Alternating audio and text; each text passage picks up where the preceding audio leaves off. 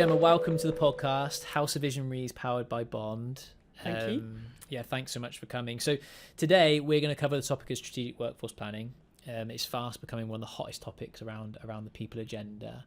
And one of the key reasons for that, I think, is we're about to go through, some may argue we're in the middle of it, one of the largest workforce transitions we're probably going to see as a generation. Yep. So incredibly important, exciting, like dynamic topic. It's changing all the time. But in terms of you and your background, before we get stuck in, do you want to maybe just share a brief overview of kind of what you do and your background? Absolutely, and firstly, thank you very much for having me. So my background is very much financial services, fintech, banking, for want of another word, but very much within the technology side of that. So advancing our banking processes, products, services for the benefit of our customers through technology. And I've worked in numerous different guises over numerous years, not to reveal how many, but that could be technology sales for the London Stock Exchange. In fact, that took me all around the world to different technological hubs in California and the like, to startup, my own startup for a fixed income bond trading company that was acquired by the German Stock Exchange, all the way to investment banking, and then finally sort of landing at NatWest Group, for which I was the head of Digital X Workforce Transformation, which is essentially all things SWP. Yeah, amazing. So you've got a really broad background, done some incredible things, seen the world and professionally like touched lots of different things. Why are you so passionate about strategic workforce planning? What is it about that topic that kind of draws you in and really lights a fire in you? It's a great question. I think strategic workforce planning, well, first and foremost, it has been undervalued and considered a bit of a dark art for a long time, I think people are starting to realise the value of it, to your point just a second ago. And the reason for that is because actually SWP, strategic workforce planning, speaks to the absolute heart of every organisation. It talks to, I suppose, an organisation's purpose, but the how. What is an organisation's purpose, perhaps? And then how are we going to do it? And SWP really talks to the how. How are we going to mobilise, incentivise, skill our workforce in order to achieve our business outcomes and the outcomes that are desired by our customers, in order for the two-sided coin, which is income for the business to keep it going, but also customer satisfaction and NPS market growth. Without it, you are flying blind, and you are only working in a short-term view of your workforce under a business strategy that is usually a year to 3 years long, and really misunderstanding the cost base and the income potential associated to delivering against that business strategy with your workforce as is. Yeah, amazing. And you touched on like bits of this in this answer, but in the last answer, sorry, but from my travels speaking to lots of strategic workforce planning professionals recently, of which there's not as many as you think. It's still a relatively small community and building best practice, but lots of from speaking to those individuals and people that sit outside of that community, they maybe don't fully understand like what is strategic workforce planning, and you've touched on some of those bits already, but if you were going to explain SWP to a layman, or to give a very brief like overview of that, like, how would you summarize it in a short way, I suppose? That is a tricky question, but I will try. I think so. Strategic workforce planning, in its very sense, just break those three words down. It is strategic. It's a long-term view. It talks about workforce, and it talks about planning said workforce to deliver business outcomes. Okay, hypothetical that sounds, doesn't it, right? But actually what it means is bringing together our HR departments, our finance departments, our data and analytics departments, our technology departments, our development departments, and our business departments all together to understand how we can deliver our business objectives, our customer outcomes in the most cost efficient and most productive fashion. I.e., how can we do it very cost efficiently and fast, deliver time to market in ways that we haven't seen yet? How can we reorganise our workforce, reconfigure our workforce to deliver better outcomes and quicker outcomes for our customers? Yeah. And when we spoke a little bit about this offline, I've spoken to lots of people in this space around it. One of their core frustrations is they struggle to get the business to maybe think this way. So they get a lot of pushback on, well, we can't possibly plan 5 years out because we don't know what it will look like, et cetera, et cetera. And we were talking a little about the holiday paradox earlier. So I was speaking to one strategic workforce planning professional, and they were talking about they really struggled to influence the business that they were in, and they created something called the holiday paradox, which every time an executive said, I can't possibly tell you what it's going to look like in 3, 5 years, 10 years time because I don't know, or I can't see that far ahead. She would push back and ask them, well, are you going on holiday over the next couple of years? And one of the executives said, yep, I'm going to Australia in 2 years time for 3 weeks, can't wait. He said, okay, well, and how are you probably going to get there? Well, I'm probably going to get a taxi there. And have you planned what you're going to do when you're out there? Yeah, we're going to go to this place and this place and this place and this place. And she would then push back and say, well, look, if you can plan your holiday 2 years out, I'm sure we can start to plan like what this business might look like over a period of time to plan towards that. Yes, the taxi might break down, your flight might get cancelled, things might change, of course they will, but we still have a direction of travel and we're going to move towards it. So I think a lot of people that I spoke to have struggled with that. They'll go to the business for the strategic element of the workforce plan, and they're not quite getting it. They're just getting that tactical workforce plan. Can you execute this over the next 6 months? They're really struggling to get that that strategic plan that might go from 3 to 5 years. And one of the other things that I picked up on my travels on this topic over the last couple of months, which has been fascinating, is the concept of strategic workforce doing. So there's a lot of people in the SWP space that have talked about kind of there's lots of talk and planning, etc. We actually need to do some stuff with this. So I wondered whether the next part of this you might be able to share some ideas, things that you've seen, practical things that people can maybe start doing in their businesses. That could be around reskilling or around transition of workforce, around some of the amazing things, the work that I know you've done at NatWest recently, which I think's incredible. Some of that journey and story that you've done there. I think bringing it to life, the impact and the doing this can have is amazing. And it can, and actually let's lift the plan out of the page and start to execute. So now we have the so what, or the how. Now it's like, so what? How are you going to implement it? But you've just reminded me that I asked you to pick me up on persistent funding. So you actually asked me just from a business perspective, and this is really critically important for those who are in large corporations who are struggling with strategic workforce planning, and people come to them to say, well, my budget gets cut every 3 months, 6 months, or things change.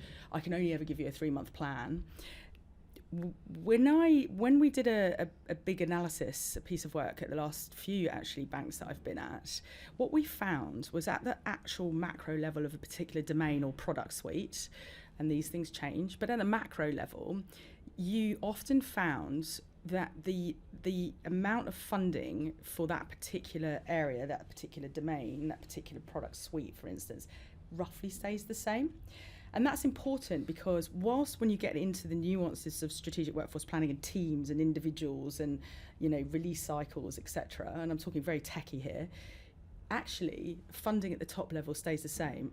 Actually, you're an individual who probably can afford, say, for instance, £1,000 each year for a holiday. You're not suddenly going to turn around and tell me you can afford a £10,000 holiday or you're only going to spend £2,000. So the point is that these things have a habit, for want of a better, an experience of saying roughly the same. With that in mind, actually what you can start to do is much better forward plan your workforce, meaning if you stop doing this cycle of 3 months, hire, fire, or redundancy because we're unsure of budgets, and then therefore hire much more expensive temporary workers back in, lifting therefore up the cost of delivering change, therefore dropping the amount you can actually deliver to your customer, you can much better forward plan the workforce on a permanent basis. you can much better look at how you can upskill, reskill those parts of the organisation that potentially might be made redundant or augmented through AI, ML, robotics, VR. Oh my gosh, the list goes on. You know, and you can start to say, here's my 3-year plan. I think roughly the product, the service, the domain that I'm working in is, if I look at it at a macro level, stayed roughly the same. Maybe our market gain or market capital has gone down slightly. Therefore, I can apply that percentage. I can roughly see where I'm at. Therefore, I can roughly, and this is what it's about, right, going back to your point around how am I going to get to the airport. You know, you will never know if your taxi man called Bob is going to pick you up at a precise time and take you the precise roads you thought you were going to go, you know, and get you at the precise time to the airport. The point is, you know, you're going to get there. And you need to work with that, and work with that intent, that humanistic, you know, understanding, critical thinking, gut instinct, you know, heart, to get there. And therefore, what I was trying to say was, you can start to really plan temporary versus permanent workforce. And that's super important to any organisation who's going through cost problems right now, and quite a lot of people are in 2024, all sizes. Because you can actually start to see where are my opportunities to reskill my organisation into the skills of the future. Might take a year, might take less, might take a bit longer, but where can I actually start to stop the redundancies and pivot those folks? And that is a huge cost to an organisation, by the way. How can I reskill them into the skills of the future, keeping that customer-centric knowledge on site, keeping that IP on site, but actually really improving the EVP of the organisation as well. And therefore, how can I also, lowering the cost of labour, deliver more for my customer? I mean, SWP is such a win-win, but it takes an enormous amount of stakeholder management and engagement, and cuts across virtually every part of the business. Yeah, it's a beast. It is a beast, which is why it's exciting. It's great. It's brilliant. I've loved, like, absolutely loved the amount I've learned on this topic in a short space of time has been like, I've loved it. You can see the interdependencies or dependencies through everything, though, can't you? That's why it's so complicated. And they're all working in silos, and you kind of got to get them all to work in harmony. Would love you to share some of the work you've done in terms of reskilling, because I think if you looked at most business, you touched on it there. The world we're in at the moment is all about cutting costs, stripping back workforce, with the potential of augmenting it using AI, using whatever it might be to replace that workforce. Is a huge trend that we can't get away from, and something we should all be learning more about and understanding. Frontline staff are a risk, are obviously a segment of workforce and skill base that are a huge risk in that environment. And I think some of the stuff you guys have done at NatWest was brilliant. I'd love if you can maybe share that story, because I think it brings to life really wonderfully how this done properly can actually have a really positive impact in many different ways. Sure. I'd love it if you could share some of that. I think it's fascinating. Yeah, absolutely. And it's not every day that when you work in banking, someone says that you changed their life, let me tell you. But we got some of those comments through, which actually is why I think strategic workforce planning is one of the best things in you know, from a career perspective and a value perspective to wake up to every day ever, really. And let me explain. Sorry, I'm being sort of facetious, I suppose, there. So.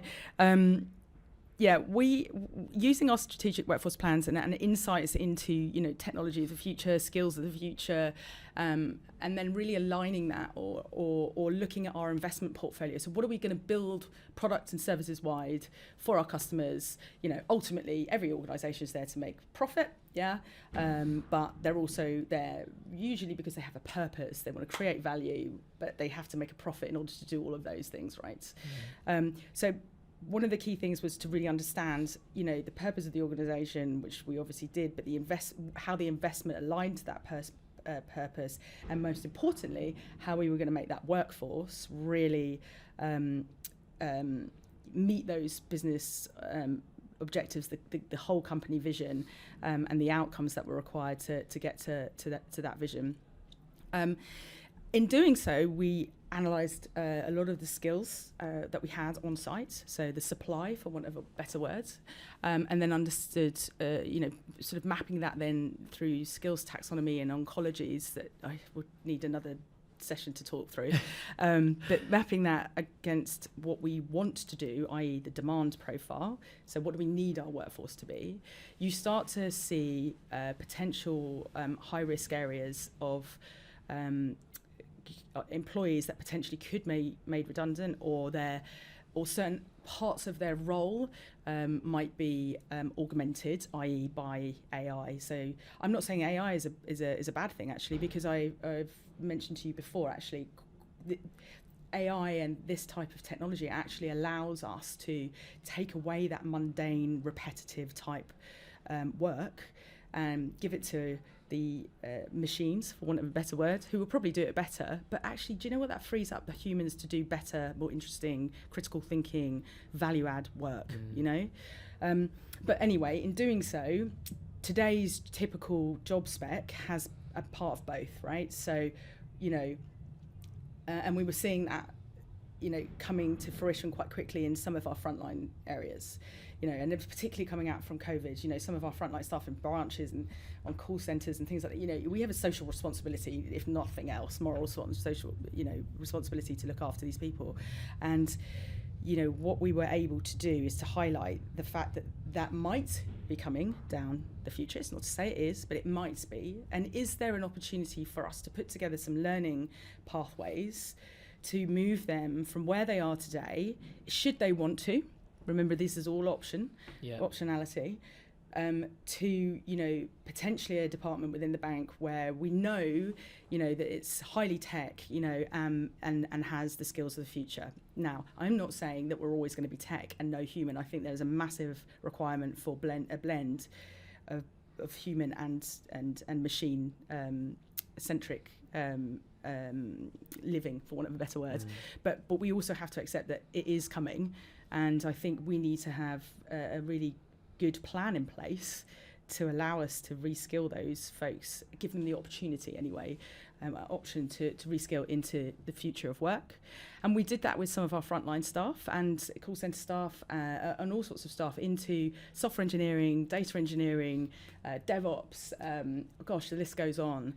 And it was one of its kind at the time. It was, you know, inaugural in its sense in NatWest, but also, you know, one of its kind in the industry as well. And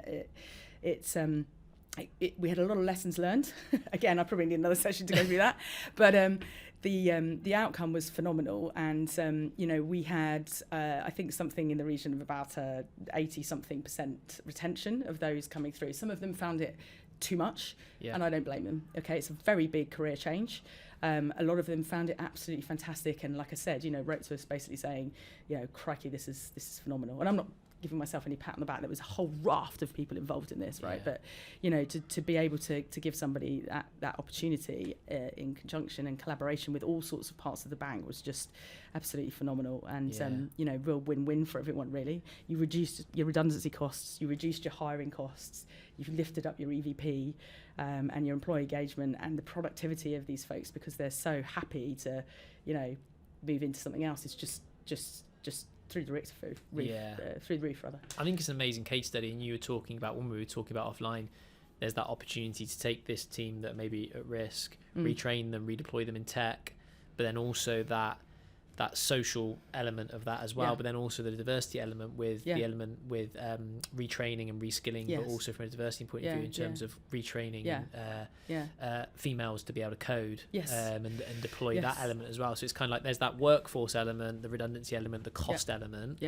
So the business cost element, it worked really well. There's then the employees that have managed to retrain and deploy into a tech function, big win. And then you've got almost this like this moral, diverse win, which, and all of that just enhances your EVP massively. But that diversity like element that come in that, and the moral element that come in it around retraining females and would you maybe be able to touch on that a little bit and give people insight into how that came about? Because I think it's just a lovely way to top off the whole what the journey that you guys went on is brilliant. Yeah. So let's remind ourselves, right? The reason why we knew we needed to retrain these folks is, one, because the strategic workforce plan told us that potentially, and the outside research, etc., data analytics, which is all driven by, tells us that potentially those pockets might be made redundant, and that these are the skills of the future, right? So that's number one. Number two, though, what we actually see is, even if we reskilled every single person, in the bank, we'd still not potentially meet our diversity metrics. And I mean not just females, I mean all diversity, neurodiverse, the list goes on. Then there's the sort of look at, well, hold on a minute, we've got a pipeline through schools, for apprentices and graduates, for argument's sake, right? But we know, we've done a lot of work with schools, and I'm sure everybody listening on this phone has, or watching, has done as well. But there simply isn't enough females or diversity, full stop, in the schools and the pipelines coming through the schools. There just isn't. And from a STEM perspective anyway, in my business, sorry, I should categorise, I'm talking very much about technology here and fintech. So what are we going to do? We've done some really good stuff, right? Using SWP, we've really sort of looked at where the rubber hits the road and achieved some great things. Cost reductions, bringing IP across the organisation, mobility, and so on and so forth. But EVP gains, but actually, what are we doing about diversity? What are we really doing to change the face of technology? Yeah, how are we really? And we all know, and I don't need to preach to the educated here. We all know why diversity is important from an innovation perspective, and particularly because you have a diverse customer. It's 19 million customers NatWest has, we do not have, and then they are represented, with every diverse angle. We just didn't have that in our technology department. So we're building tech right now from a particular part of what, of the diverse, customer base.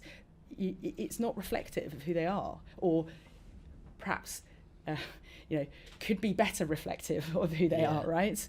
And we do that by diversity. We do that because that creates innovation. It creates a hotbed of innovation. We do that because it creates difference of thought, challenging, and representation of that customer base. And so we went consciously, deliberately, to thinking about how we would change, in the first instance, our female diversity, our socioeconomic diversity, our BAME diversity, and our neurodiversity, which seems like a lot, but there's much more diversities out there as well. And we partnered with a company called Code First Girls, who helped us deliberately and consciously build a pipeline into the organisation at a junior level for software engineers and data engineers and DevOps engineers, or DevOps.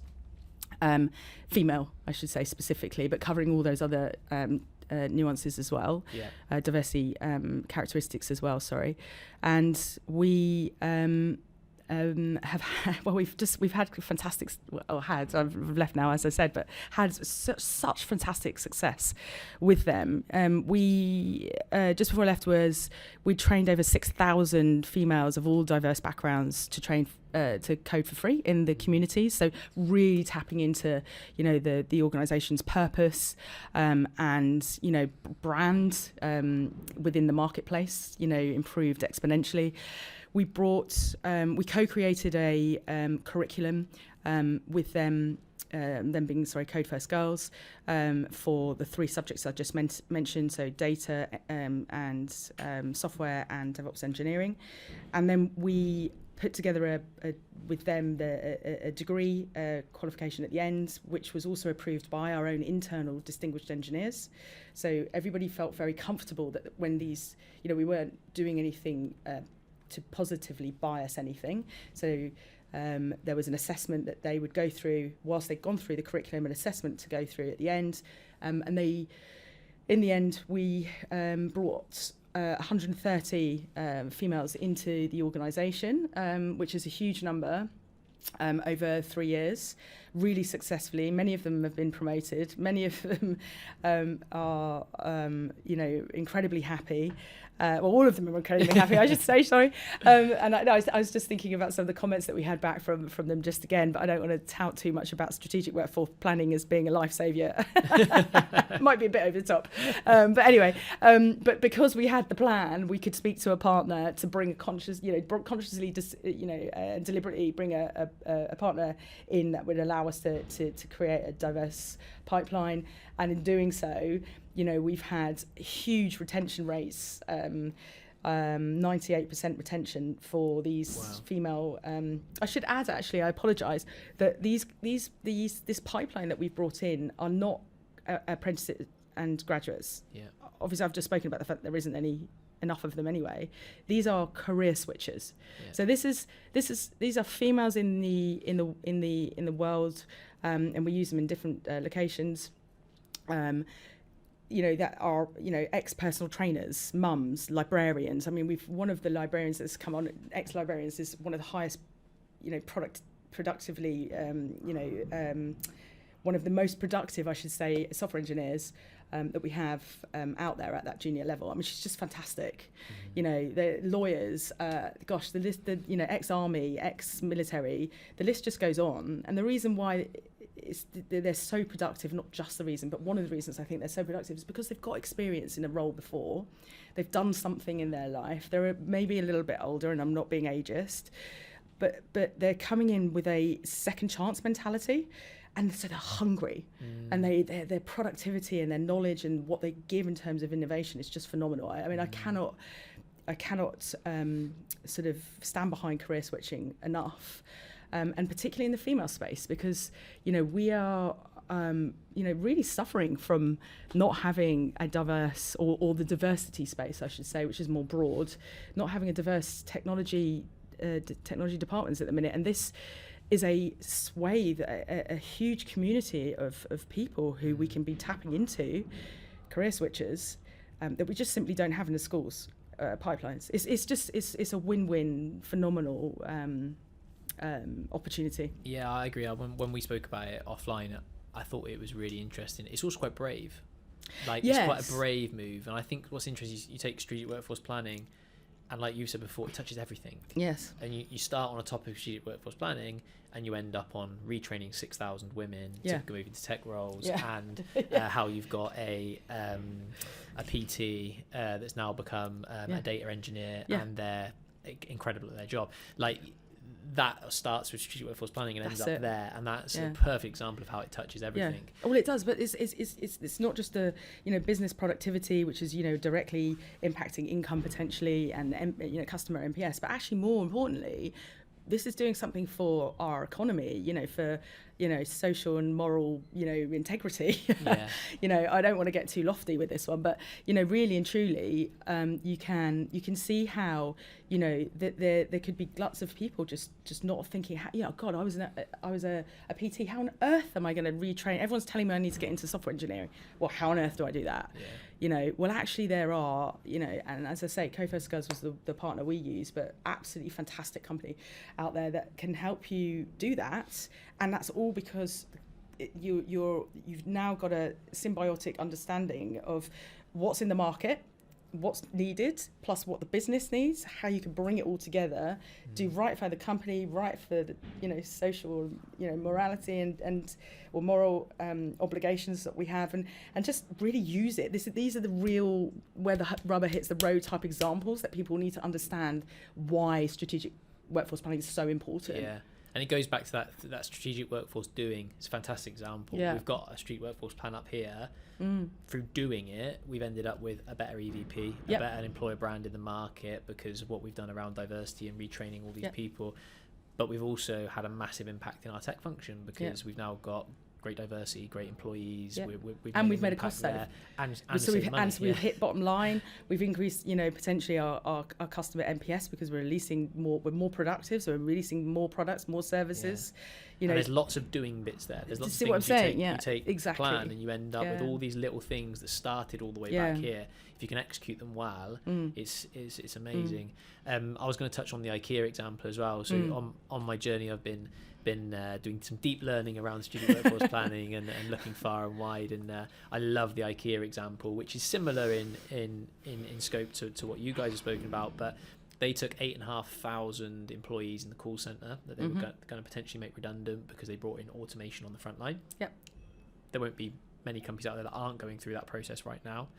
But instead of making those 8,500 employees redundant, which is what probably lots of companies will take that approach, and rightly or wrongly, that's an individual decision for them, but they decided to keep all 8,500 and retrain them into interior design consultants.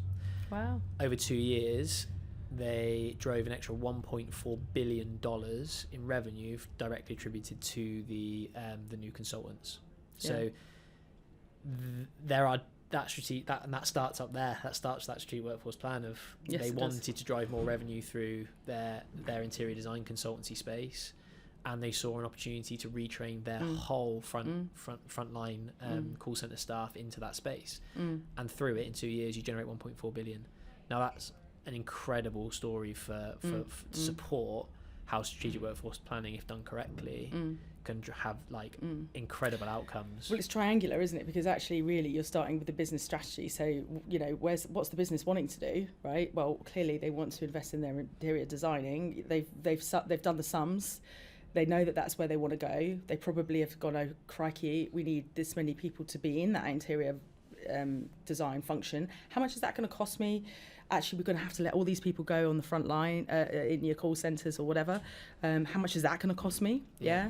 And actually, when you say, well, let's think about marrying our business strategy, strategic workforce plan to make that happen. Let's now look at the actions that we take. Well, one of those actions actually is not to go out to market necessarily to the TA function and hire lots of new people. Not to go to our HR policy and procedure and make lots of people redundant. Actually, what is to do is to talk to our L&D department, and look at learning pathways to reskill our organisation. And oh my gosh, not only have we made a lot of money here, but we've also saved a lot of money. Point in redundancy cost. From redundancy and hiring fees. Yeah, no, there's some brilliant case studies out there of people doing this really well. Yeah. But there's also a lot of people out there who don't quite understand it and struggling with it. So it's a really interesting space. So if we were gonna leave the space and draw a massive prediction, this is going to be a bit of fun and difficult to do, but if there was one trend or prediction you could make for the future transition that we're about to go through, so strategic workforce planning mixed with a bit of AI, mixed with potential cutbacks on jobs and transitioning and skills, is there something in that space that you would want to share in terms of what do you think it's going to look like moving forward, or how things are going to maybe play out? Well, I mean, the only gig in town right now is Gen AI, really, and I guess when you look at Gen AI, I suppose really it's initially was about cybersecurity, then it was all about, how do we move our data centers to cloud, and now it's all about SWP, for want of a better word, because it's about how do we get more stuff done by looking at the human and the machine and its symbiotic existence. So really looking at what tasks, looking at your, you could break it down as basic as what is your job description, and of your job description, what should be automated, and how much time, workload would that free up for you to be more productive in all of the humanistic tasks that we require. All the things that we spoke about before, critical thinking, not necessarily problem solving per se, but opining, discussing, the stakeholder management, the things that require a human to be involved, and frankly are much more value add and feel like you as an individual are adding value. So really, I think it's Gen AI, and it's this third part to it now, which is looking at the workforce in a different way that says, where can we positively, affect the workforce to take and to bring in a symbiotic relationship between a machine and a human, such that the machine does the task, the repetitive task, and actually frankly probably does it better. So better for business.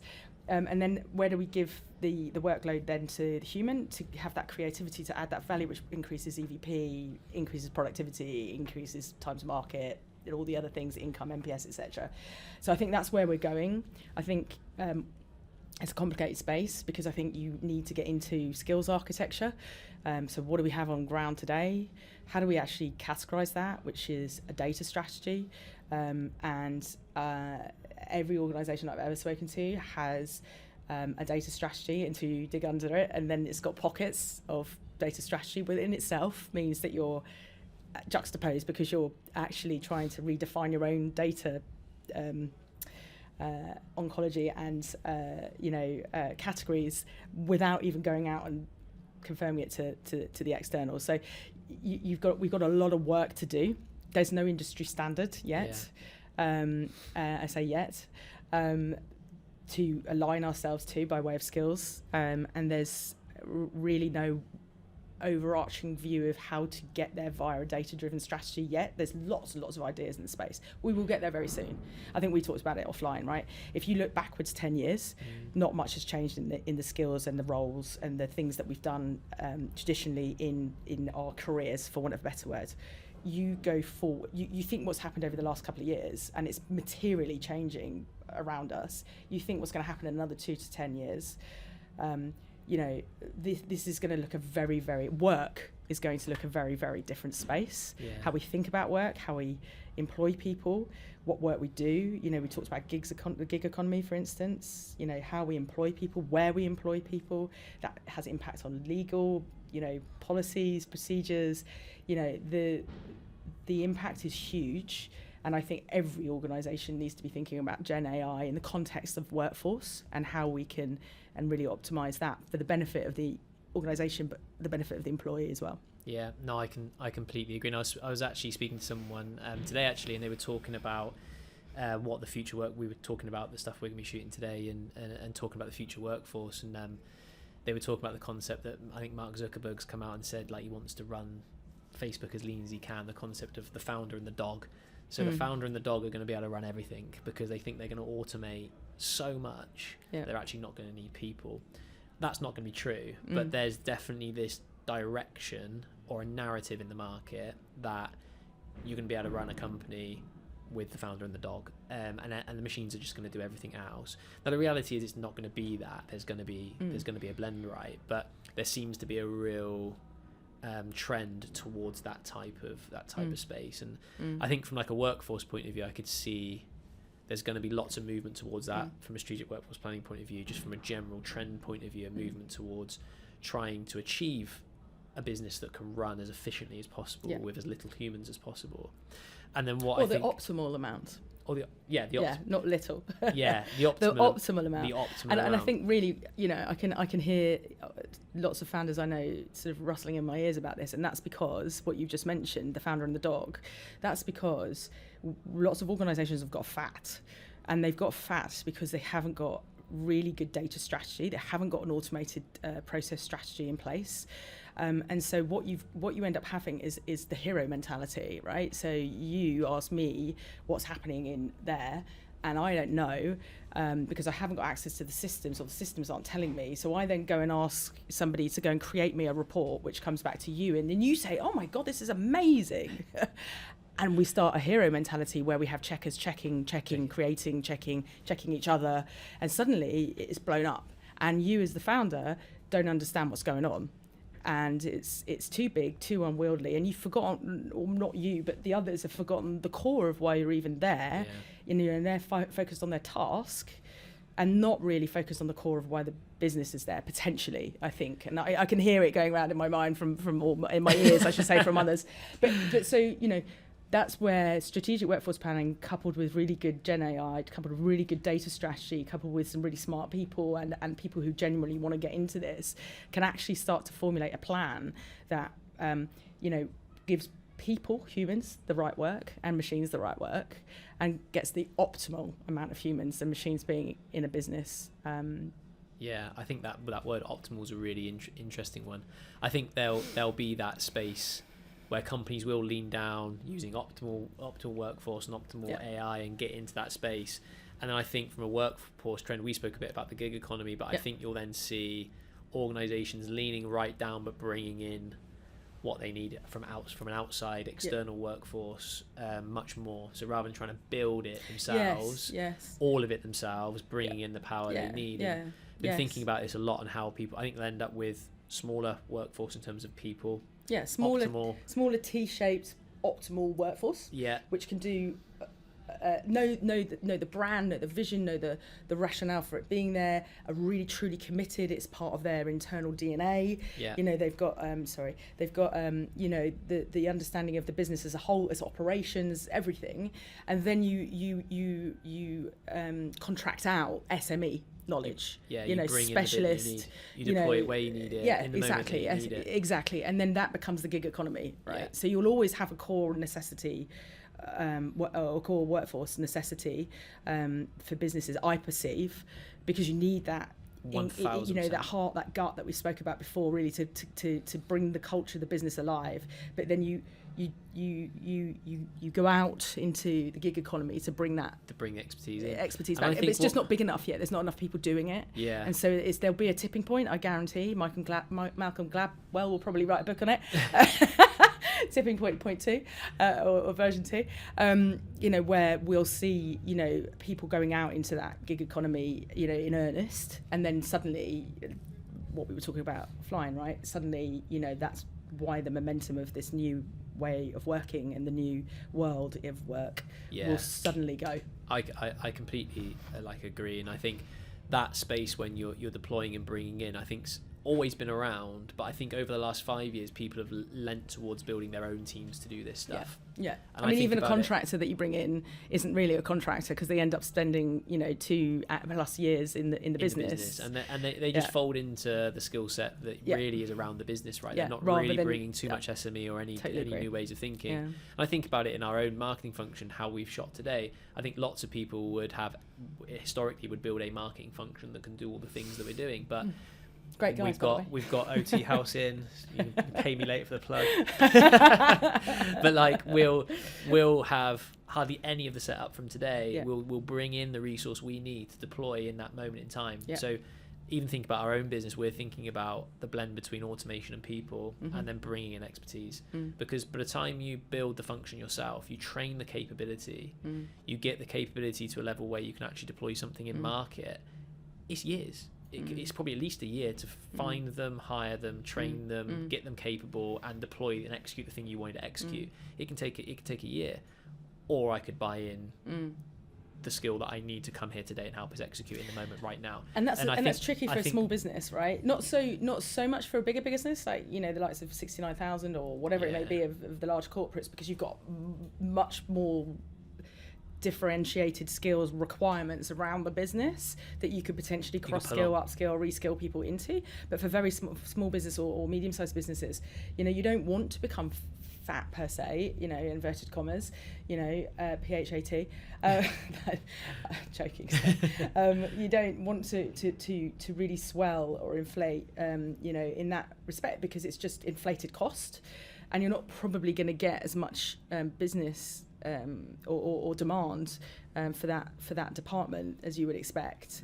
You might have peaks and troughs, for instance, and you won't be able to reskill people when there isn't a trough, because there isn't the space in the business. So I totally understand what you mean, and the gig economy is an absolutely crucial part of the future of work. Yeah, it's going to be a very interesting thing to see how it plays out, and I think with these types of things, you don't know.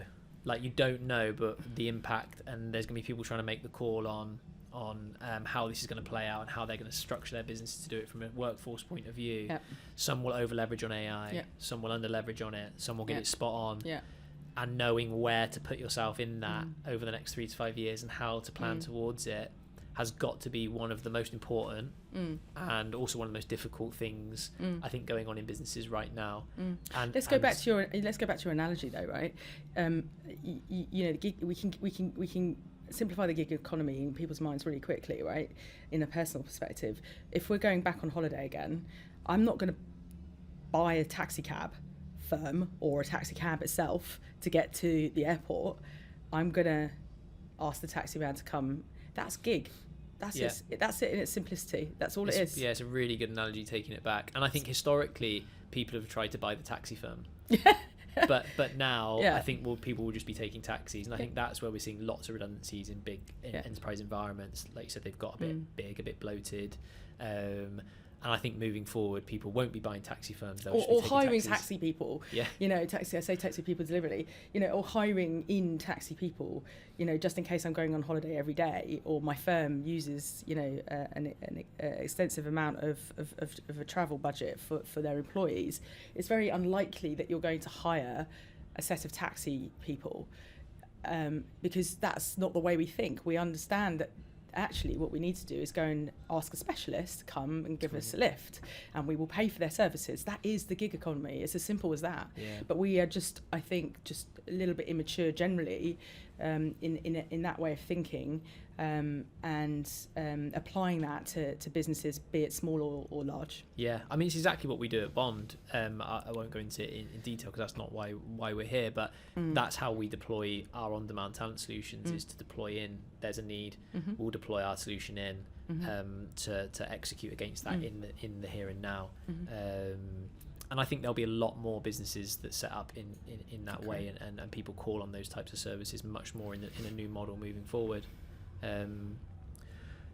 Gemma, it feels like a good place to draw it to the end. I've absolutely loved it. Great chat.